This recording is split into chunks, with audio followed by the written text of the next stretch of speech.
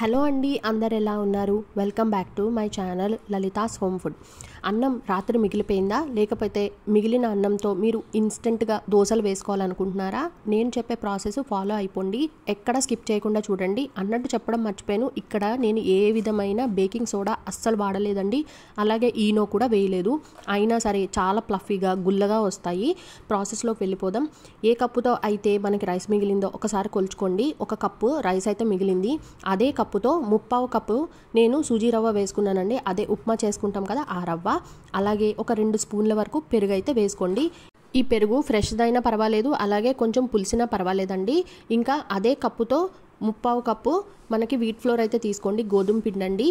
అలాగే రుచికి సరిపడినంత ఉప్పు వేసుకొని చక్కగా అది మునిగేంత వరకు మాత్రమే నీళ్లు పోయండి, మరీ ఎక్కువ పోసేసుకోకండి.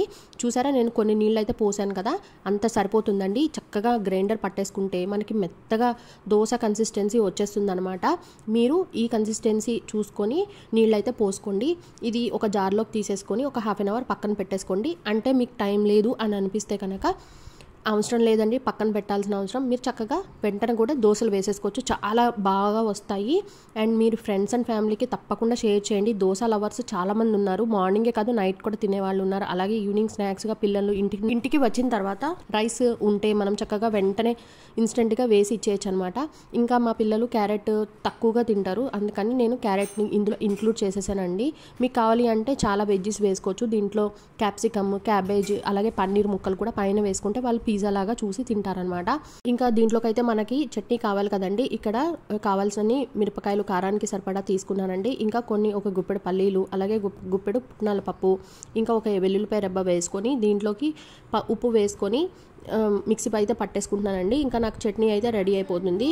మీకు ఇంకా దీంట్లోకి కావాలి అనుకుంటే జీడిపప్పు అలాంటివి కూడా వేసుకోవచ్చు. మీకు నచ్చిన టేస్టీ చట్నీ ఏదైతే ఉందో అది కూడా చేసుకోవచ్చు అండి. కొబ్బరి వేసుకుంటే ఇంకా బాగుంటుంది అనమాట. సో ఏ చట్నీ అయినా బాగుంటుందండి, కారపొడితో తిన్నా సరే ఈ దోశలు చాలా బాగుంటాయి. ఇంకా మనం దోశలు వేసేసుకుందాం పదండి. ప్యాన్ అయితే హీట్ అయ్యేలా చూడండి. అండ్ ఇక్కడ ఇంకొక టిప్ ఏంటంటే, జస్ట్ మనము పిండి వేసిన తర్వాత మామూలు దోశలాగా వేయకండి, అలా స్మూత్గా కొంచెం స్ప్రెడ్ చేయండి, సరిపోతుంది. ఇప్పుడు ఇంకా మనం అలా వదిలేసి నూనె వేసి మూత పెట్టేస్తే హై టు మీడియం ఫ్లేమ్లో పెట్టేసేయండి. చక్కగా మనకి దోశలు అనేవి మెత్తగా స్పాంజీగా చూసారా, గుల్లగా కూడా వచ్చాయి. చాలా బాగున్నాయండి, తింటుంటే ఇంకా తినాలనిపిస్తూ ఉంటుంది. మీ పిల్లలు ఖచ్చితంగా తింటారండి, నచ్చుతాయి కూడా. చూసారా, ఫ్లిప్ చేసేసుకోండి. మీకు కావాలి అనుకుంటే ఒక సైడే కాల్ చేసుకొని ఆనియన్స్ వేసుకొని తినొచ్చు కూడా. ఇంకా ఇవన్నీ ఆప్షన్స్ అండి, మీకు ఇష్టమైతే మీరు ఇంకా డిఫరెంట్ టైప్స్లో కూడా వేసుకోవచ్చు. ఇంకా వీటి మీద సాసులు, జామ్లు ఇలాంటివి అయితే రాయకండి, ఎందుకంటే మనం హెల్తీగా చేసుకుంటున్నాం కాబట్టి. అవన్నీ వేస్తే ఏమవుతుందంటే మొత్తం ఫ్లేవర్ అంతా మారిపోతుంది అనమాట. చూసారా, మనకి స్పాంజ్ దోశలాగా అండ్ కలర్ఫుల్గా హెల్తీగా అండ్ వెజ్జీస్ వేసుకున్నాము. ఇక్కడైతే ప్రస్తుతానికి నేను క్యారెట్ అయితే వేసానండి, చాలా బాగా వచ్చాయి. మీకు ఇంకా క్రిస్పీగా కావాలి అనుకుంటే ఇంకాసేపు వాటిని సిమ్లో పెట్టి వేయించుకుంటే మనకి క్రిస్పీ దోశలు కూడా రెడీ అయిపోతాయి. ఇంకా పిల్లలకి ఇంకా ఒక 2 years 3 years పిల్లల వరకు అయితే వాళ్ళకి బేబీ దోశలు, చిన్న చిన్న దోశలు కావాలి అనుకుంటే కూడా ఒక స్పూన్ తీసుకొని చిన్న చిన్న దోశలు లాంటివి వేసేసుకుంటే చాలా హెల్తీగా ఉంటుందండి. నా ఛానల్లో మరిన్ని రెసిపీస్ ఉంటాయండి. అలాగే నేను ఒక 3 వీడియోస్ బ్యాక్ అసలు రైస్ వాడకుండా దోశ, రాగిలు, జొన్నలు వాడి నేను క్రిస్పీ దోశలు అలాగే మెత్తని దోశలు కూడా వేసుకోవచ్చండి ఆ పిండితో. ఆ వీడియో కూడా చేశాను, మీకు వీలైతే ఖచ్చితంగా చూడండి.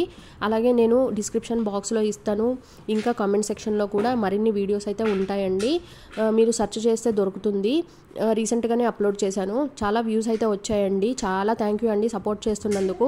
అండ్ నేను నా టార్గెట్ రీచ్ అవ్వడానికి హాఫ్ టార్గెట్ అయితే రీచ్ అయిపోయానండి, ఇంకొక హాఫ్ రీచ్ అవ్వాలి. మీ సపోర్ట్ నాకు ఎప్పుడూ ఉంటుందని అనుకుంటున్నాను. అలాగే సబ్స్క్రైబర్స్ కౌంట్ కూడా పెరుగుతుంది. అండ్ ఇంకొక విషయం, నేను చేసిన 2 వీడియోలకి నాకు 1000 సబ్స్క్రైబర్స్ అయితే వచ్చారండి. అది ఏంటి, ఎలా వచ్చారు, ఎందుకు వచ్చారు, అసలు ఆ వీడియో ఏంటి అనేది నేను ఈ వీక్లో పోస్ట్ చేస్తానండి, తప్పకుండా వాచ్ చేయండి. ఇక్కడైతే నేను కొంచెం కాల్చి మంచిగా దోశలు అయితే వేసుకున్నానండి. చూసారా, మనం స్ట్రీట్ ఫుడ్లో పుల్లట్లని లేకపోతే మెత్తనట్లని తాతగారు 20 ఏళ్ళ నుంచి చేస్తున్నారు అని చెప్పేసి మనకి వీడియోస్ వస్తూ ఉంటాయి కదా, అలాంటి దోశలు లాగా వస్తాయండి. చాలా టేస్టీగా ఉంటాయి. కొబ్బరి చట్నీలోకి అయితే అత్తిరిపోతుంది. టమాటో చట్నీకి కూడా ఇంకా బాగుంటుంది అనమాట. మీరు ఖచ్చితంగా ట్రై చేసి నాకు చెప్పండి. నేనైతే ఇక్కడ జోరుగా వేసుకున్నాను, ఇలా తింటే బాగుంటుంది అనిపించింది. థ్యాంక్ యూ ఫర్ వాచింగ్ అండి. సబ్స్క్రైబ్ చేసుకోకపోతే సబ్స్క్రైబ్ చేసేసుకోండి. బాయ్ అండి. Keep smiling. Take care.